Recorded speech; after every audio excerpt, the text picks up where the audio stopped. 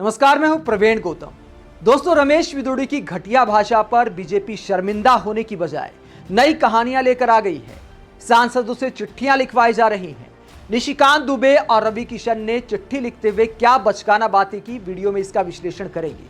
पहले निशिकांत दुबे से शुरुआत करते हैं, जिन्होंने गवाह बनते हुए बताया कि रमेश विदुड़ी और दानिश अली के बीच हुआ क्या था। इस चिट्ठी में जो लोकसभा अध्यक्ष ओम बिरला के नाम लिखी गई है और दानिश अली की शिकायत की गई है, इस चिट्ठी में आप देख सकते हैं कि निशिकांत दुबे ने आरोप लगाया है कि जब रमेश विदुड़ी भाषण दे रहे थे तो दानिश अली लगातार उकसाने का काम कर रहे थे। उन्होंने आदरणीय प्रधानमंत्री नरेंद्र मोदी जी के खिलाफ अपशब्दों का इस्तेमाल किया और आगे कहा कि माइक्रोफोन से हटकर दानिश अली ने कहा, जो साफ सुना जा सकता था कि नीच को नीच नहीं कहेंगे तो क्या कहेंगे। उसके बाद रमेश विदुड़ी भड़क गए, क्योंकि एक देशभक्त होने के नाते प्रधानमंत्री के खिलाफ ऐसे शब्द नहीं सुने जा सकते। तो ये निशिकांत दुबे ने गवाह बनते हुए खुलासा किया है।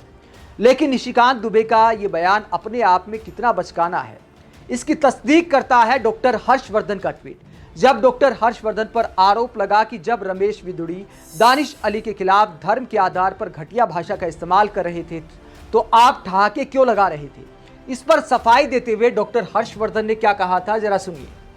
डॉक्टर हर्षवर्धन ने कहा था कि ये देखिए आप, कि इसमें कहा गया था कि मुझे बहुत दुख हुआ कि मुझ पर ऐसे आरोप लगाए गए। इसमें कोई शक नहीं कि दोनों तरफ से अपशब्दों का इस्तेमाल किया जा रहा था, लेकिन सच ये है कि इतना हंगामा मचा था कि मुझे साफ तौर पर कुछ सुनाई नहीं दिया। ये डॉक्टर हर्षवर्धन ने लिखा है यहाँ पर कि इतना शोर मचा था, इतना हंगामा था कि साफ तौर पर मैं कुछ भी नहीं सुन पा रहा था। तो मैं तो ऐसे ही हंस रहा था कि देखिए कैसे चिल्ला रहे हैं सांसद। तो एक तरफ डॉक्टर हर्षवर्धन कहते हैं कि रमेश विदुड़ी जो माइक पर चिल्ला रहे थे, उनकी आवाज क्या कहा मुझे साफ सुनाई नहीं दी। और निशिकांत दुबे कहते हैं कि दानिश अली ने माइक से हटकर बोला था और वो उनको साफ सुनाई दे गया। यानी निशिकांत दुबे के कान इतने तेज हैं और डॉक्टर हर्षवर्धन के कान इतने खराब हैं। कमाल का लॉजिक है।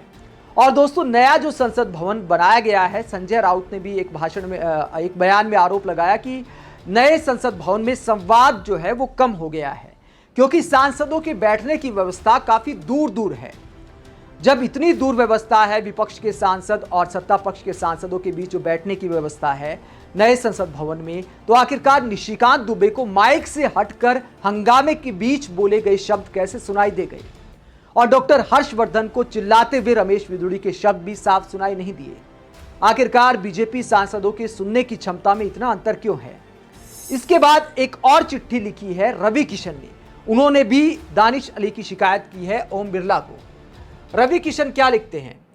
रवि किशन लिखते हैं कि ये अमित मालवीय ने ट्वीट किया है उनका लेटर, और ये लेटर लिखा है रवि किशन ने भी। इसमें आरोप लगाया गया है, रवि किशन ने आरोप लगाया कि मैं जब जनसंख्या नियंत्रण बिल पेश करने जा रहा था तो दानिश अली ने मुझ पर कटाक्ष किया कि खुद तो 4 बच्चे पैदा कर दिए और अब जनसंख्या नियंत्रण बिल लेकर आ रहे हो। ये असंसदीय भाषा है।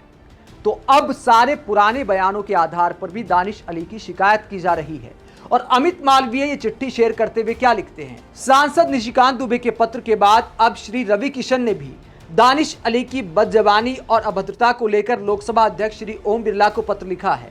उनके पत्र से यह साबित होता है कि दानिश अली सीरियल ऑफेंडर हैं और हाल ही में संसद में हुई घटना का कारण भी।